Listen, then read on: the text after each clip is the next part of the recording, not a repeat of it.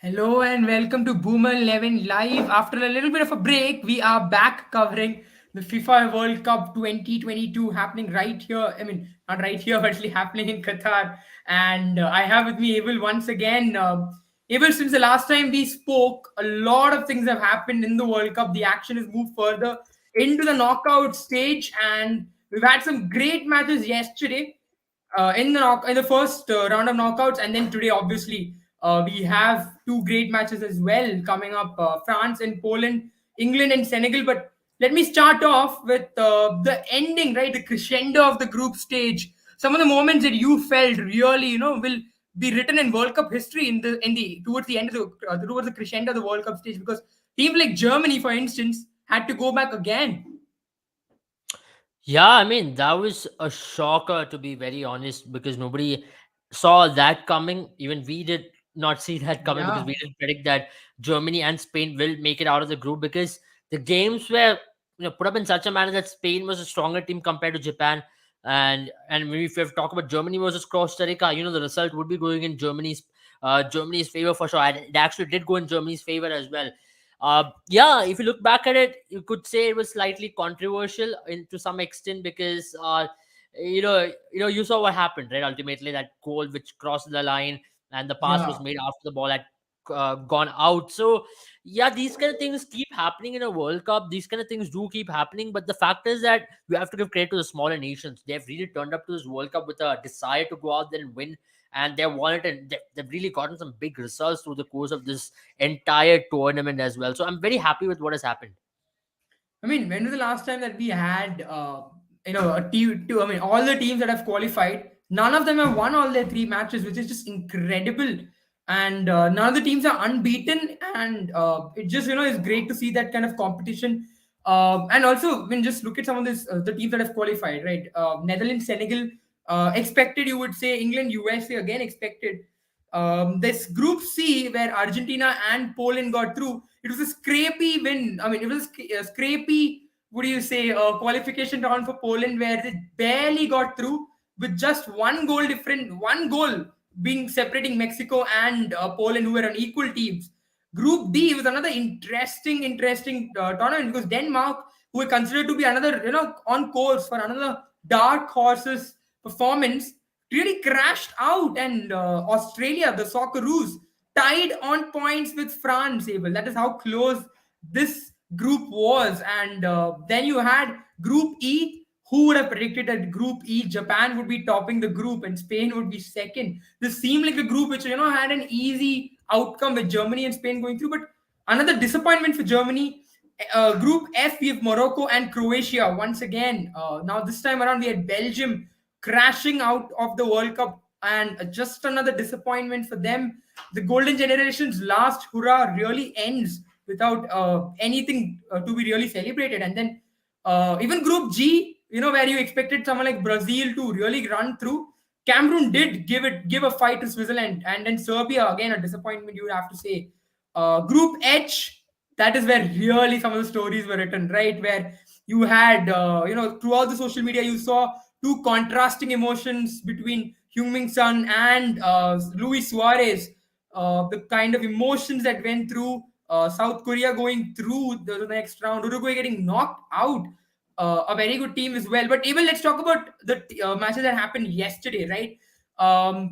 Let's start with the match that happened yesterday where it came to Argentina and Australia. Australia obviously knocked out of the tournament, but Socceroos really gave it their all yesterday, and they ran Argentina very close. In fact, there Yeah, I was a mean, chance of not in the 81st minute where Lisandro Martinez blocked and almost could be goal. yeah, it was very close. It came down to be extremely closer than at the end of the day because of the kind of fight with Australia showed, and it's very typical Australian thing to do, right? They just don't give Yeah. up. They take the game to the last minute. They just don't want to. They just don't have the instincts of giving up as well. Uh, on in that regard, yes, it was a very close game. Though Argentina was the much dominant side in terms of the kind of skill they possessed, in terms of the way they played, in terms of the entire game. If you look in hindsight, Argentina was definitely the most dominant one. But if you have to talk about the way in which Australia was trying to give that fight to Argentina, you have to say they really did give Argentina a run for the money, especially towards the latter half, even coming to the last minute where Emiliano Martinez had to make that save. Um, that was very, very interesting. And also remember Behich almost scored that. He took he dribbled past couple of defenders, and he fumbled in the last moment before he took that shot where Lisandro Martinez had to come and clear it off. So these were moments which came very close. But if we talk about Argentina, I thought they started off pretty slow in terms of the entire game. They did not get the game going until the first half, towards the 35-40 minutes. Then again Messi had to pull out a goal out against the run of play, because until then Messi was going slow. He was slightly not much involved in that game. He was like, okay, fine, I'll just walk around and see what happens in the second half. That's very typical Messi thing to do. He was Yeah. not putting it all, but then that's what Messi can also do, because he was uh, he was taunted upon by Behej even there. When he won that free kick, there was a couple of words which were exchanged, and that's when you Yeah. turn Messi on. You don't do that with players like Messi and I Cristiano think Ronaldo. Australia did, I mean, some of the cricket fans would know Australia loves sledging. And I think the Socceroos have taken that up from the Kangaroos. And Yeah. it didn't work though. Even you don't sledge the best player in the world who knows, who can do it, who's done it time and time again. You don't do that. I mean, Australians should have learned that when they did it to Virat Kohli, but then they maybe thought Messi is someone who will, get bogged down by it. But you don't do that. You just don't. You absolutely don't do that. And I thought that was a bad move from the Australian team to do that, because the moment they did that, what really conspired from there on was just Messi taking the game completely into his hand, and he just had a ball of a day. Then from there on, that goal just came right after that.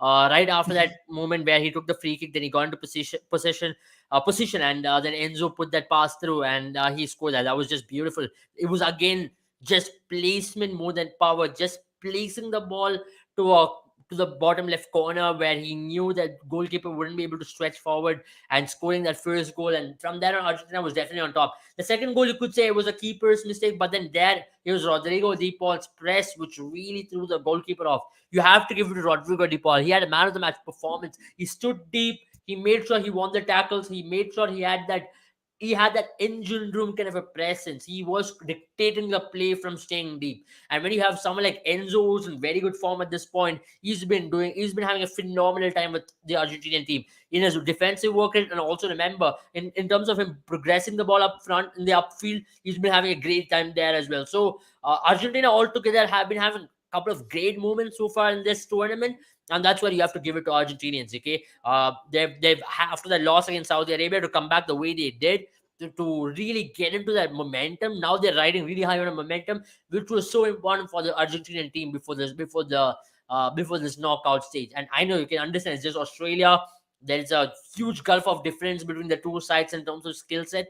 But yet again, Australian team had some big results in this tournament. Even against France, they took the lead. Against Denmark to get the result and to defeat Tunisia. So they've had some big results to get into the round of 16. And from there on, it was never going to be easy. And even yesterday, you have to give credit to Australian team, because they did stretch the Argentinian team a lot. Yeah, I mean, it was just great performance from Australia. They did run Argentina very close, but let's talk about Australia, right? I mean, they had only 39% possession. Even the passes that they made were around 200 less than what Argentina made. But then that has to be also, because of the kind of style of play that Argentina has. But what really interests me is the fact that Argentina had 14 shots, out of which only five of them were on target. In comparison to Australia, who had only five shots, one of them on target. Do you reckon, it was all about, for Australia, it was all about withering the Argentinian attack and getting the right moments, seizing the right moments, and that's what they did for most part? Partially, yes, you can say so, because what happened with Australian attack was also that they had their chances, especially if you have to talk about those couple of big chances which came their way. If they would have capitalized one of them, I'm pretty sure they would have had plenty more to talk about in the making. But unfortunately for them, they couldn't really capitalize on chances. And for Argentina on the other end as well, the number of chances that Lautaro Martinez got and he couldn't convert them, that was pretty shocking for me. Because those are chances which you are supposed to put in behind the net 9 out of 10 times, because you're on one with the keeper. All you have to do is to beat the keeper, and you just absolutely skyrocketed over the post. That's just unacceptable, because these things do come to taunt you at some stage in the tournament. And especially if you talk about in the knockout games, you are supposed to finish every chance you get, because against a quality opposition, maybe against a Netherlands team, you're not going to get these chances come your way.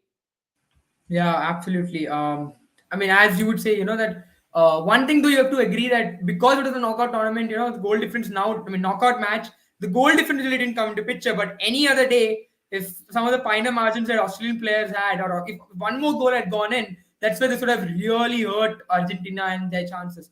Let's talk about the other match that happened then. We obviously spoke enough about Argentina versus Australia, where Argentina have qualified 2-1. The other one was soccer versus football. I mean, I know Netherlands is probably not the Netherlands, would you would still say call it football. There was a bit of a banter there as well, right, between Memphis Depay and some of the Australian, I mean, the USA players, USA men's team players. But towards the end, you just have to say the Netherlands had the better team on pitch. US did play. You would say US did try their best, but it just wasn't to be. And it was for them to have gone on to win against this Netherlands team, which is stacked full of superstars and great players. It would have been one of the most memorable matches. But then the memorable matches are memorable because they are not often predicted. And yesterday, what happened was pretty much something that every football fan knew would happen, maybe except for the ones in America. Yeah, I mean, for US team, just maybe scoreline wouldn't say another story. Also, US also had a lot of opportunities in yesterday's game. I know They Netherlands did, were they too did. good, and I that mean, was a fact. US Netherlands, had, now that you mention it, US had more shots on target than Netherlands, and yeah, they even took absolutely. That's more what shots. exactly. So US did have a decent game. They did not have a bad game as such. Okay, scoreline might say it's a 3-1 defeat, but then US also had their opportunities which they should have put behind the net. Hmm. That's what I keep saying. And especially knockouts against quality oppositions, you are I supposed to think, grab the opportunity. I'm so sorry I'm cutting you off again, but isn't that where the World Cup experience really comes put together, right? Because this US team is a good team, are good players, some good characters, but these are still players who are, you would say, raw when it comes to World Cup experience. And we saw time and time, right? I mean, this US team always created chances, even the group stage, but it's always about them being unable to seize the right moments. We saw that yesterday as well, and that's what really cost them. You don't, when you get these many chances against a Dutch team, which has been a phenomenal team throughout the World Cups. Some would even say, they were hard done when they lost the 2010 final, because that was a World Cup they really, we say, really lit the stage on fire in that World Cup in 2010. But that generation is gone. But this Dutch team, or Dutch teams to the World Cups have been really good. And when you have these many chances, you have to put them through. And the amount of chance that USA got, one goal that you converted out of eight chances on target, 17 shots is just not good enough at any level. Oh, it wasn't good enough, and you really saw why it wasn't good enough at all. But in terms of the midfield as well, I thought they were completely dominated in the midfield with the Dutch midfield with Klaassen and De Jong and everyone there. It was never going to be easy to control the entire game in terms of midfield play, and that's why that's why they absolutely cut off the supply lanes of the US team as well. McKennie could not get into the game at all. At no point stage you saw McKennie could come. Even Musa was absolutely taken away from the game. So these are opportunities where I thought US could have been more proactive in terms of the chance they got. They should have absolutely finished off because the control is going to be totally with the Dutch team, and they are the team who's going to create a lot more chances in the game. But yet, when the chances came your way, you should have finished it off. So that's why I thought US team was very disappointing yesterday against the Dutch team because they had their quality to maybe give the Dutch team a lot more fight than what you saw in the score line yesterday. So that's why I think US team will be highly, highly, highly disappointed with what happened. But then once again, I think we already have a comment on that. Denzel Denzel Dumfries. Dumfries had one of those Yeah. games where he absolutely dominated the US team. And remember, he put on two assists. He also scored a goal at the end of the game. But the kind of impact what Denzel Dumfries can do, that's what he can actually bring into the table for this Dutch team. Often I keep telling about this guy because this guy is very special. He's one of the very few wing backs who's attackingly very special. At the same time, he can put in defensive work rate who's as good as his attacking work rate because he's become physically a lot more stronger. Even now, even playing for Inter Milan, he has become a lot better, and especially in this year's Champions League as well. He had a couple of really good games, especially one against Barcelona as well. But now in the World Cup yesterday against USA, it was one of the best performances he had put in entire of this year. For him to make the shift on the right hand side, run up and down, put those balls right in, and to also convert the chance whenever he cut in, that was just brilliant to see. So he's going to be a really big player to watch out for, especially now in the quarterfinal game. And if Dutch team progress forward, he's going to be a vital cog in the Dutch team's wheel in terms of in terms of chance creation in the final third. Yeah, I mean, let's also talk about another player, right, in that team. I mean, two more players rather. This Memphis Depay, who's coming into the form. I mean, coming into form in the right time, because we did speak about him in the preview as well, leading up to the World Cup, right? That he's not had a lot of minutes under Barcelona. His position in Barcelona has been under the scanner because there are rumors that he will be looking to leave this transfer window, and there are a lot of. I mean, there are a lot of things going on about his club football as such, and we were worried it would affect him in when it comes to international football, when it comes to the World Cup. But it's really shown that he's impervious to those things. When he's playing for the Dutch colors, he's playing for the Dutch team, and nothing else is in his mind. And he was the one who started that goal scoring right in the 10th minute, and then obviously you have Daley Blind who scored the other goal in the injury time of in the first half. Two players who again been really good for this Dutch team, and how big are their contributions to this Dutch team now leading up to the World Cup? Now they're doing deeper and deeper. I mean, to be very honest, for Depay especially, this was a very big tournament for him because he did not have a lot of minutes in Barcelona, as you rightly mentioned. And secondly, talking about is rumors now, he's also in audition for a lot of clubs.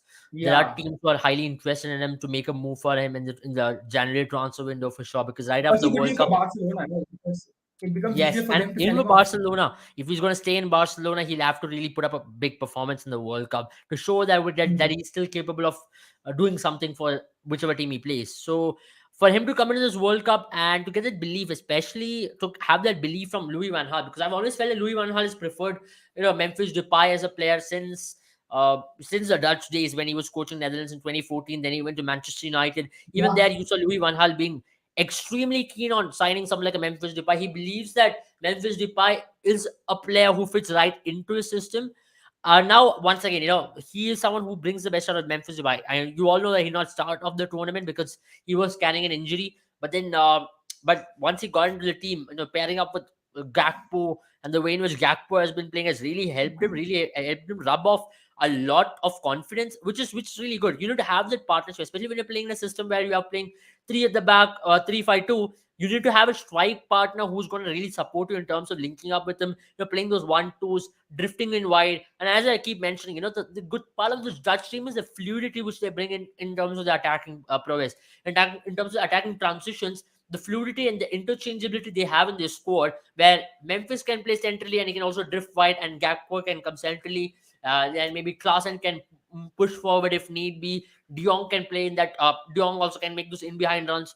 So these elements what this Dutch team carry is so important for Memphis Depay as well. So he gets that freedom to move freely. He gets that freedom to really get into the right position. It is not a rigid system where he has to stay wide or he has to only play centrally.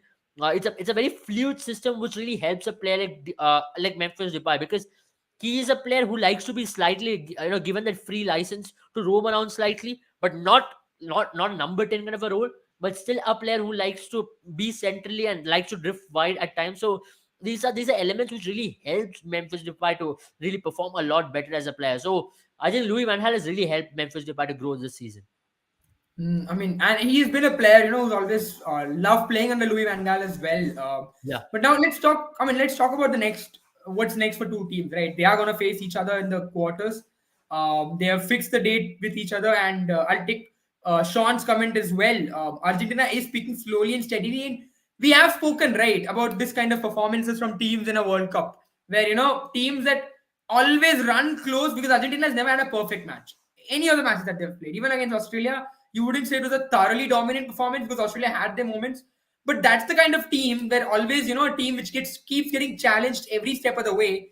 They are the ones who will be able to really overcome a challenge, a stiffer challenge, because they're so used to overcoming situations. It becomes easier and easier for them as they progress. And this Argentinian team, as Sean mentioned rightly, is slowly and slowly looking like a machine which is gelling together, especially after that Saudi defeat, as he spoke about. Now they're going to face off against a Dutch team, right? Another team which is now seemingly, everything is coming good for them. And it just seems like two teams who are not going to be easy to beat. So it's going to be an interesting match leading up to the quarterfinals, right? I mean, yeah, you are right in terms of pointing that out, especially if you have to talk about Argentinian team. See, they've not played the best football yet, is what I believe. They've Yeah. had issues in certain departments. They've had issues, especially when it comes to uh, stretching, when teams try to stretch them a lot, especially stretch them wide, to play direct against them. And also in terms of how teams have really looked on to bring that exact kind of intensity against them. They've looked to be slightly fluttering, especially in Saudi Arabia. You saw that they fluttered slightly when it came to teams trying to press them. Well, that's the best thing about this Argentinian team is that the starting lineup, which we all predicted at the start of the World Cup, is not the lineup what it is right now. They Yeah. found the lineup with every game, and finally, it looks like they found a lineup which can really gel well together. For example, Mhm. bringing in someone like a Julian Alvarez into the starting 11, nobody predicted this at the start of the World Cup. People Yeah. also went on to say that Lautaro Martinez is going to be the top scorer of this World Cup, which is not the Yeah. case right now. I think Julian Alvarez has scored 3 goals, and also it's as he scored as many goals as Messi, for example. So these are things which you need to keep in mind, and I mean that these are also elements which Scaloni needs to give given credit for, because Scaloni really Absolutely. found Yeah. his level with every game. So, for example, bringing in someone like Enzo Fernandez, but nobody really expected him to even start, because people thought Parede and what McAllister. I also played that McAllister will start alongside Rodrigo De Paul. You expect Parede and McAllister to start, but now what you've seen someone like Enzo Fernandez come into the team. You saw someone like Christian Romero being removed. You saw Lisandro Martinez walking into the team. Tagliafico was the preferred starter, but now Cunha is the preferred starter. Uh, See, a lot of changes have taken place in the last game. Di Maria was not fit, so you brought in a Papu Gomez. Now you also have an option to bring in someone like a Dybala, because I still think Dybala is a lot more efficient in terms of him holding the ball, him helping someone like a Molina to make those runs, make those overlapping runs. He can link up on the right hand side a lot better. I know he prefers playing on the left hand side, but then I still think Dybala is much more skillful than Papu Gomez, and you can try on someone like a Dybala on the right hand side, and it'll really help someone like not on the left hand side. Sorry. But and it'll also help someone like Lionel Messi as well, because with Messi, you know that Messi is going to drop in deep. He's going to give you those chances where you can make those in behind runs. And as I did mention about it, I think it was a game against Mexico where you saw Lautaro Martinez holding the ball a lot deeper, which did not really help Argentina to attack, because a lot Yeah. of their players are all deep players. Nobody was making those Correct. in behind runs. So what's the point? What are those balls going to do? You can't pass to anybody when you're not making in behind runs. So that's why he had to bring in like a Now that Julian you mention Alvarez. this point, right? Is that, I mean, we see something with Dutch team is a team where a lot of players make those runs right into the opposition defense. We spoke about Denzel Dumfries. We know Memphis Depay can do that. Someone like Cody Gakpo does that very efficiently. So, do you reckon that is why maybe in terms of style of play, Netherlands could be a very potent threat when it comes to when you pit it against the Argentinian style of play, which likes to hold the ball a lot more. Yeah, you can say that it is something which is gonna uh it is something which is gonna test Argentina a lot more, especially in that game. I think they will be tested a lot more as they go ahead in this tournament. Still, it's early. They've not been tested a lot because it's early days to say that they've had big challenges. Because now Hmm. the challenge really begins now against a quality Correct. Dutch team who are also unbeaten in this tournament. One of the very few teams who are unbeaten. They've gotten a draw against Ecuador. They'll not lose a game. If you look at other all major teams, they've lost a game against against a smaller team. So, and they've also been an unbeaten run for what 18, 19 games now under Louis Van Gaal. So that also really helps. This team is gelling well together. They're also picking. They're also picking it up in a momentous way where you know that this team can damage a lot of teams, and this team can actually bulldoze their way into the semifinals or finals as well. Because you saw them in the Nations League. They made it to the Nations League semi-final because they were playing a certain brand of football which really took oppositions Mhm. away. Under Louis Van Gaal, this team has looked a better cohesive unit than what it was in the last Euros, or what it was during the qualification stage of the 2018 World Cup, where it did not make it to the 2018 World Cup. So finally, he's Yeah. found the mojo for this team, which is really helping this team to work well as a unit. And also talking about the players who make those in behind runs, Denzel Dumfries, as I keep mentioning, this guy can really take on opposition, and him on the right hand side will give someone like an Acuna a tough time, because Acuna will have a lot of defensive work to do. Because if Acuna is going Mhm. to get forward, then there's going to be a lot of space which is going to be left behind. That's what I think. Someone like you need a defensive left midfielder as well in that case, where you have to get into this left half spaces, cover and give defensive support for someone like Acuna. then you have to make sure your center backs also keep an eye on someone like Denzel Dumfries' crosses coming in. So it's going to be tough work for Argentina against the Netherlands team. And also, as I keep saying, the fluidity, that's something which Argentina will have to deal with. They have to make sure the passing lanes of the Dutch team is totally locked. Because when you have a De Jong, when you have a Klaassen in the midfield, then more often than not, what's going to happen is that they will be looking to dominate the game. So that's where someone like a Rodrigo De Paul, Enzo Fernandez will have to work a lot better. I know Argentina have played a better football this time. They're keeping a very high line. This team looks a lot better than what it was at the start of the World Cup, because that team was slightly more pragmatic, but this team is more confident in terms of moving the ball ahead, in terms of keeping a high line of defense as well. So these are positives from Argentina and Netherlands side, but it's going to be a very interesting match to watch for sure. All right. So enough spoken about the matches that happened yesterday. Now let's go on to the matches that is going to happen today. It's France who have set a date with Poland in their round of 16 matches, and we already have a comment about it. Michael Andrew predicts that France are going to smash Poland, and obviously the result France. I don't know why is this game being played. I think opposition like Poland should do walkover.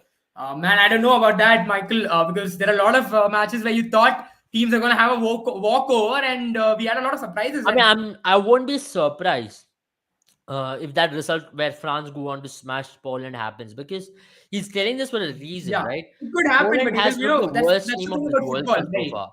Poland is possibly one That's of the the thing about worst teams who football, has right? qualified into the round of 16. There's a reason. They played some really poor football. They've had luck in their favor, which has really helped them to reach the knockout. I thought Mexico was slightly the better team, even on paper and in terms of the gameplay as well. You saw it in the tournament. They were but much better. But Poland, in that 4-4-2 compact system, they really look like they can't give any team a run for the money. And also, not just that, they've not even tried their chances. They don't have pace. They don't have any support for Lewandowski up top. Zelensky has been really taken out of the game. I don't know why the manager has really deployed someone like Zelensky in a very defensive role for the Polish team. This team has no counter-attacking abilities as well. At times, you just feel like you're playing against a brick or a wall in front when you're playing against the Polish team, and in a negative way. You often talk those words when you are playing as a defensively very strong unit, but then with the Polish team, you still give away so many chances. Just because of Chesney's brilliance, this team is still there in the World Cup. All this team should have been out of the World Cup way before. Fair enough, fair enough. But then, it will. I know you know a lot better than me, but it is football, and we never know which Poland or which France team really turns up. And one or two moments here and there, and the game could really change. But yeah, I mean, let's talk about Poland right straight away. And you already started the conversation, but Poland in their matches so far, they haven't, as you mentioned, been the most impressive team. Really, they lost against Argentina 2-0. And they beat Saudi Arabia 2-0. But then Mexico was this Poland match in all three matches. In fact, you felt like Poland did make a lot of mistakes, and some opposition really, especially Argentina, really seized the moments, while maybe Mexico and Saudi did not. But overall, as you mentioned, it's been very lucky. We did talk about it when we covered that overall, summary of what has happened in the group stages. It was just one goal. It was negative -1 for Mexico and a zero for Poland. That the goal differences that really changed that momentum and made sure that Mexico is the one who are going home. But could have been very easily Mexico if not for Chesney's. Maybe if not for Chesney's saving that goal against Messi, that penalty against Messi. Not just that, remember Chesney saved a very vital penalty against Saudi Arabia as well, which could have Yeah, gone the other way. So Chesney has really kept this team in this tournament so far. And credits to the Polish team, credits to Chesney especially. But he's going to be against one of the fierce attacks of this World Cup with Mbappe there, with Griezmann. And it's going to be a very tough attack to stop. And also Giroud has also been in good form so far. The French team is looking like they can pull out some great results, and they're looking like they mean big business. I know they had a tough game against Tunisia where they went on to lose, but then remember against Tunisia they did not really play the main team at all. But if you look about this French team who's really on the rise, uh, I think this French team should have the right result at the end of the day. But then that's what you get with the World Cup as well, right? You can expect any results to be going against you as well. That's what you're seeing in this World Cup, with Cameroon defeating Brazil, South Korea defeating Portugal, Tunisia defeating France, of course, as well. But then, uh, if Poland have to win today, I think someone like a Lewandowski has to really get support from the back end. Players like players like Milik, players like Zelensky, all these players will have to push forward, get into the final third, put that final pass in for Lewandowski. You can't expect Lewandowski to do everything. There were moments in the Argentinian match when four people were on Lewandowski, there was not even a single player to support next to him. So what can a player like Lewandowski do at that point of stage? He's not magician. He can't really, fly off on top of them and create a chance. So that's why I think Polish team should be more proactive. I know they'll sit back because French team is way more superior than them in terms of skill, and they look to counter them. But then I really hope they provide pace so that in counters, in transition, they can really get into the opposition final third quickly. I mean, that is about the Polish team. But let's talk about the French team. And this is one team which has looked too good on the pitch, and there were a lot of issues in terms of the. I mean, not issues in terms of skill. It was always about whether this team can gel together or not.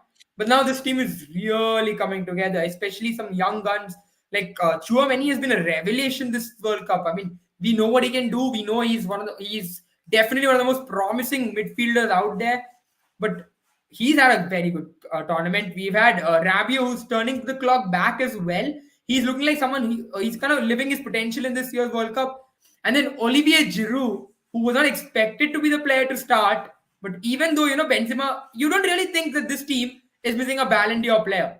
That's how good the French team has been so far. But now, I mean, obviously in the group stage, you can say that the quality of football they played is going to be a lot higher when they face this Polish team. Even though the Polish team has not looked like the team, that can't trouble the French team. But you never know, because things at this point in time, it's not just the team that you're playing, right? It's also the pressure, the crowd, and many things that really come into picture. Because this French team can go a lot far, and they have a lot more to lose in today's match than maybe the maybe in comparison to the Polish team.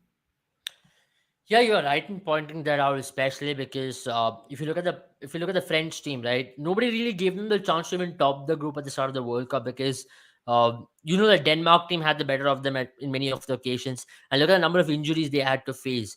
They lost Karim Benzema right right before the World Cup. Then they went on to lose someone like a Lucas And Kuku, Hernandez. yeah. So a lot of players did get injured, and Kunku got injured way before the World Cup. So they lost a lot of players, and but yet they made it to the knockouts with ease and with a lot of comfort, and that's something which you have to give credit to the French team. And there's also the testament of the depth they have in their squad. They have immense depth in terms of every department. They've got enough player potential who can step up, and something like Chouameni, he's been having a great season so far, not just in the World Cup. Even if you look at Real Madrid, he has really come in there and really filled in some big shoes. He had to play in Casemiro's shoes, and he has come in and Yeah. taken that responsibility with so much of ease. And here he's playing N'Golo Kante's role. It's very tough to fill in someone like a Mathuri or a N'Golo Kante's role. And remember, in this team, there is no Paul Pogba as well. So the creative Correct. midfield option also gets a lot more tough for them to get players in, because they were going to find it difficult, especially when you are going to lose player like a Pogba, when you're going to lose player like N'Golo Kante, because you don't have a number six. And that's where someone like Adrian Rabiot has really stepped up to that role. He's been playing into that box to box midfielder's role with so much of perfection. He has been able to put in that effort, especially the work rate he's put in this entire World Cup has been exceptional so far for this French team. And also you have to give credit to someone like Antoine Griezmann. Antoine Griezmann has been having one of the best tournaments so far. I know in terms of stats, you might not look, oh my god, he has not scored a lot of goals like what he had in 2018 or in 2016 Euros. But the fact is that this World Cup, his impact as a number 10 has been a lot more valuable to this team than the number of goals he has scored in the previous tournaments, because this team needed Antoine Griezmann to play that role because they were missing out on some big players. And the last game, when someone like Edouard Camavinga was given that role to play as a left back, he was the best player on the pitch. And remember, someone like Edouard Camavinga can actually come in and take up someone like a Rabiot's shoes. And the partnership between Chouameni and Camavinga, we've already seen in Real Madrid. They've been pretty good in the games they've gotten to start together as well. So I still think this French team can go a long way in this tournament. They can be one of the very few teams who can get into the semi-final after winning the championship the last time around. So it's going to be very interesting to see how far this French team goes. And today's game is going to be a test for sure. It's not going to be that easy as people are predicting. But if Poland is going to turn up like what they did against Argentina, then expect the scoreline to be something of a very big way. As someone has already played, a Polish team might get polished for sure. That's something which is going to happen. Yeah, I mean, they don't look really good, polished, do they? They look like a team which is struggling with a lot of rough edges. And I think Priyanka. I mean, many people are predicting what Priyanka is predicting. I mean, some of the comments as well. My heart does go out to Michelle because I mean, Socceroos did fight, and they showed the world that Asia. I mean, I wouldn't. I mean, you can argue that they are not really part of Asian football, but that's how football looks at them. But it was an year for, you would say, it was a World Cup definitely for teams from Asia. Again, saying that Australia is seen as an Asian team by football, and it was great to see them play. Right? I mean, they showed a lot of heart, and sometimes again some of the teams, you have to you wouldn't really say that Argentina would be beaten by Australia, but they did run them very close. So as an Australian football fan, I think you'd be really proud of the way the boys played. And overall, I think a great World Cup for them as well. A World Cup they'll remember, even though they didn't go deeper than they would have wanted. They didn't go as deep as they would have wanted to. Helga Fruler says that he wanted Germany to play in the final. See, that was a shocker because Germany did have everything set up for them. It still seemed like we discussed before the match that it could have been a World Cup where they could have gone a long way in, and we would have not remembered at one stage they could have been knocked out. But they did end up getting knocked out in probably the most bizarre fashion that you would have seen. Would have really broken a lot of a lot of hate for VR as well. It would have broken a lot of hearts, right? A lot of German hearts. But I think that's the way football is. Football is very cruel. We did speak about it. You have seen a lot of matches where teams are dominating for 80, 85 minutes for that 1 minute brilliance from a player, and things really change, turn around. But let's talk about the next match then later tonight, Abel. England We can versus talk about it once we come back for live again at like 11:30. And that's the All best. right, then. I think that's pretty much it from us, Abel. Anything And else I'll before take we? about the VAR thing. I still think, Yeah. I personally think as well that was out for sure because whatever I saw with my naked eyes, it was definitely going out. I don't know how did they measure it in terms of the ball's angles, in terms of the curve of the ball. It was slightly inside. I still can't understand from any angle how that was not out in terms of all camera angles. It just looked like it was out. And for that goal to be given despite having VAR, I'm baffled, very honest. I'm very, very baffled. I don't know how does the technology work exactly in terms of identifying whether the ball has crossed the line or not. But if the technology works in that favor, I think there should be definite introspection into what they have brought the technology for and why this technology has been really put in place.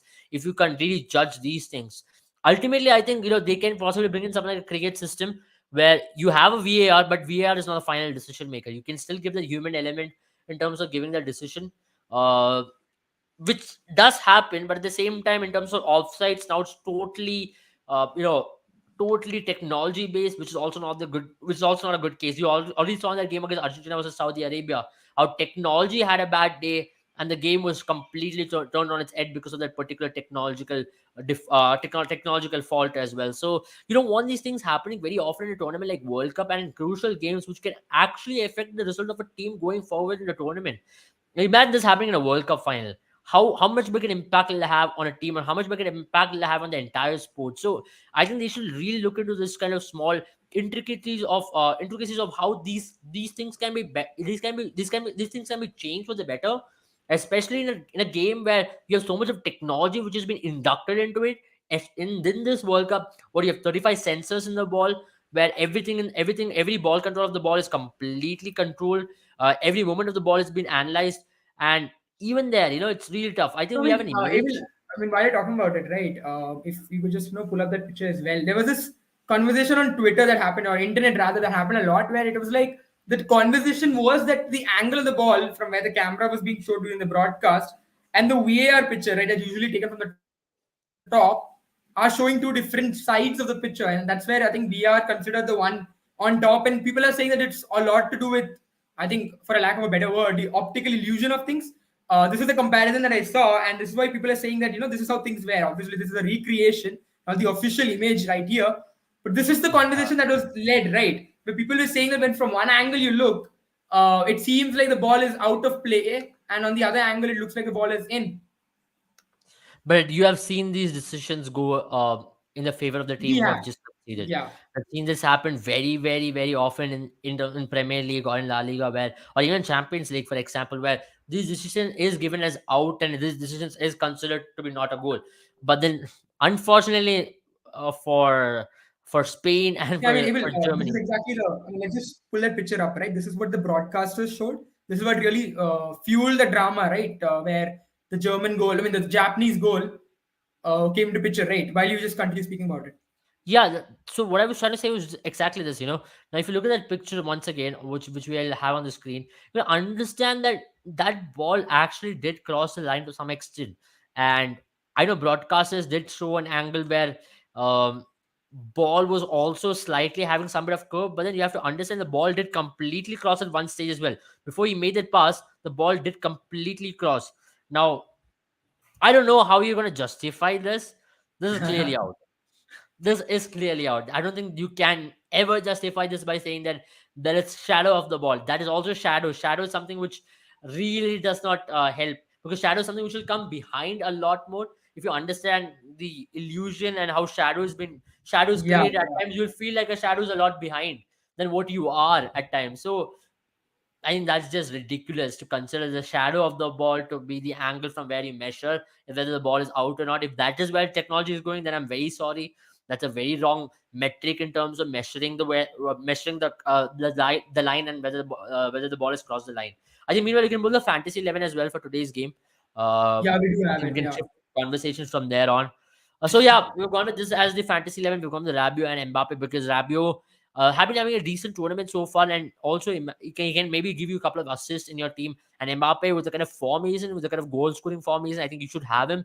Usman Dembele is another one who's been having a decent tournament in terms of his creative play. If not Rabiot, you can go in with also a Griezmann. Antoine Griezmann is a very good option you can go in with, because him playing the number 10 role has made him a lot more creative. It gives him that opportunity to really really put in that effort in terms of what he can create up front in terms of the final third. And I think as a goalkeeper, you should go in Chesney. I think you can also go as a vice captaincy option with Chesney if you can save a couple of penalties today, or if the match goes into penalties, for example. It's going to be very interesting to see Chesney save. And also go in with someone like Theo Hernandez, because he's been having a very good tournament. Zelensky should be a sure starter. Chouameni, if France keeps a clean sheet, will give you a lot of points. And also Lewandowski, because Lewandowski, I know he had a very bad game against Argentina, but then you expect him to come good at some stage, right? And expect him to come good in a big stage like round of 16. I think for me, even Dembele could be a very good option as a vice captain, right? Because on the wings, you reckon that Poland has a little bit of an underbelly, and Yeah. Dembele with his pace could really run wild on that right side, pass crosses into the path of Olivier Giroud or Mbappe as well. But and that's pretty much it for our fantasy 11 as well. So this is what we're looking for. We'll be back for England versus Senegal, and we already have a prediction from Rob Key, our Paul the Octopus, as you would say, and he says can't wait to burn. Which craftsman? I mean, I'm not going to go into the details of that, but because Senegal is a good team as well. But you would say that England should ideally go through, isn't it? I mean, just a small touch before we do, we will come back and cover it a lot better. It's tough, but then I am an English fan also, so I will back England to go through. And I really want England to go through because the talent they have, they should be able to go through. But then again, Hmm. Gareth Southgate has got two versions of himself. There's a day where Gareth Southgate will make his team play such attacking brand of football, which will take down any opposition in the world, and that's a quality they have. And there'll be another day where this team will look I think absolutely ordinary. it also does depend on Abel, if I'm not wrong. From what I understand from what I've seen from the matches, it's about whether the English team is able to, take this game as scruff of its neck in the first 10 minutes or 15 minutes. The moment Gareth Southgate, smells blood in the water, he unleashes hell with this English team. But the moment he realizes maybe the English team is on the back foot, then they really start playing from the back foot, isn't it? I think that's also there's no clarity in terms of thought, right? As a manager, it's so important to have a clarity of thought as to what you need to be doing in every situation, and there should be a certain philosophy which you should be following, which should be embedded into a team, which is not the case with the English team. There's no philosophy which you can see with this team. There's no clarity of thought in terms of the managerial decisions. I know this team has had success that's just on sheer talent which this team has. I don't know if when you have such good talent, there'll be days where you will go on to win tournaments. there'll be occasions where you will go deep into a tournament, like you had in 2018, like you had in 2021 Euros as well, and like once again you have an opportunity to go very deep into the tournament.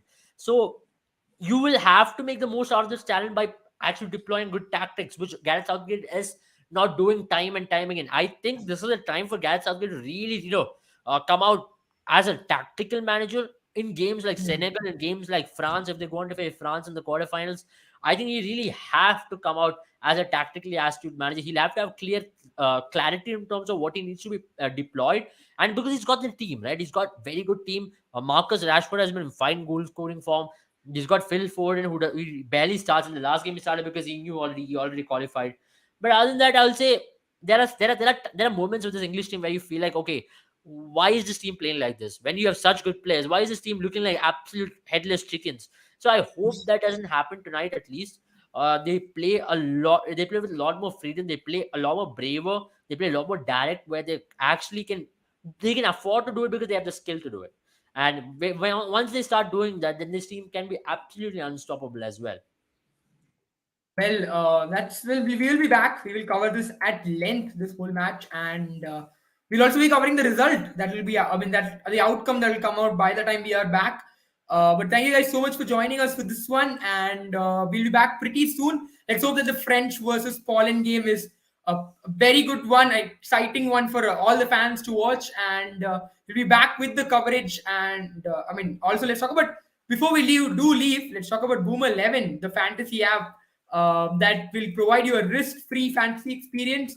Some really exciting offers going on right now. We are selecting over 50 to 100 daily winners on our app, and our Sharaf DG predictor. We have up to 4 electronics that are available for you to win if you predict many of the metrics out there correctly, including the whole outcome of the match. So do not miss out on it because you can predict free of cost. It is in-game currency that you'll have to use, and of course you do get 100 coins every time. All you have to do is just sign up to the app and open the app, and you get 100 coin bonus every single time, and you can use those coins to predict without any financial risk whatsoever. And of course we have our African and Eastern predictor as well, where every top 10 winners will have selecting top 10 winners, and you'll be getting 5 iPhone 14 Pro Max. So why not, go out there and try your luck. 20th December is the day when we'll be declaring the winner. And obviously, if you're not lucky enough to be in the top 10 winners, then if you are, you'll still be able to, get 45 G-Shock watches up for grabs as well. So that is pretty much what's available on our app. Abel, you have to say anything about those offers that we have? I'm extremely excited, man. I'm actually having my hands on them already, trying to test my I think Abel is fantasy already skill. hoping for some G-Shock watches and some Yeah, iPhones. So maybe next time you see Abel will be coming, showing off his bling instead But, of his but hair. unfortunately, I'm not in the African Eastern section. But then, of course, Oh if you're yeah, in the that's African true. Eastern section, if you're the top 10 winners, will be going into a raffle. And if your luck is very good, on 20th of December, you will be among the five who will be getting an iPhone 14 Pro. So, iPhone 14 Pro is definitely expensive, but then you can get it by trying your luck in Boomer It's a 11. lot And cheaper on remember, Boomerang. it's a lot more cheaper, and absolutely it's just about your skill. And why you can get an iPhone 14 by just playing your favorite sport, by getting involved in your favorite sport in through a fantasy mode. And that's what's the best part about Boom So 11. yeah, I You're mean, paying if you are absolutely a zero cost. Senegalese fan, You compare if with you are any a other app, you Senegalese have to spend money and you have to enter. Here you're exactly, absolutely. and there's always a risk of financial risk and gambling and whatnot. Ever we don't want to get into those things because I think it's just it's too good to be an offer to not take it up, right? Abel? Yeah.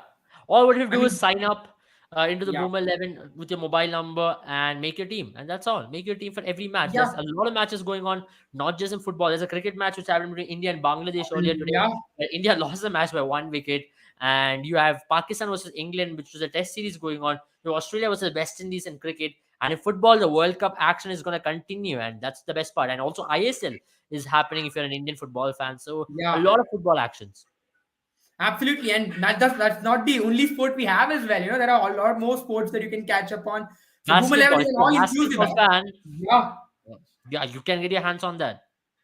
So that's all from me and Abel, and that's pretty much on the Boomer 11 app. We'll be back soon, and we'll talk about a lot more about football, about the match that's going to happen in a few minutes, and obviously Boomer 11 as well. We hope by the time we come back, you guys have won something on Boomer 11. But Thank you guys for joining us, and we'll be back soon. Abel will be back soon, and we'll be back with the France versus Poland result and the England versus Senegal preview. Thank you guys for Bye. joining us. Bye bye. Have a good time, all of you. Have a good time, guys.